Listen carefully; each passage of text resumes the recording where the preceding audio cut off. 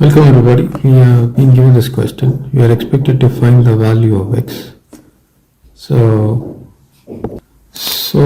what we are going to do is we are going to bring this 4 to the left. So x negative 7 over 2023 positive x negative 6 over 2024 positive x negative 5 over 2025 positive x negative 2026 negative 4 is equal to 0. Now divide this 4 as negative 1, negative 1, negative 1, negative 1, 4 negative 1s.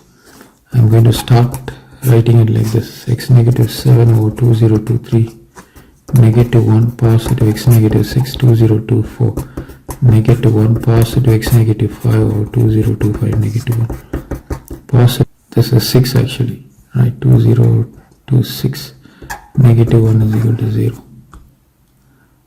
Okay.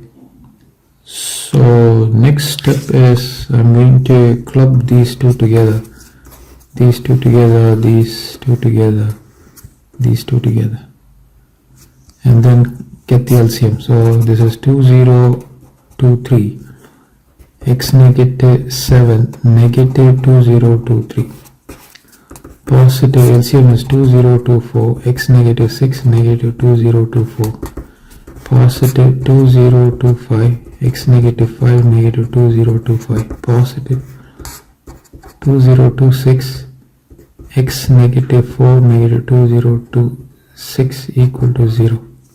Okay, so you add these two together, you get x negative 2030 divided by 2023 positive x, you add these two together, x negative 2030 divided by 2024, you add these two together, x negative 2030 divided by 2025, you add these two together, x negative 2026 out of it, negative 4, so 2030 divided by 2026 is equal to 0. Now you see this x negative 2030, x negative 2030, x negative 2030, x negative 2030.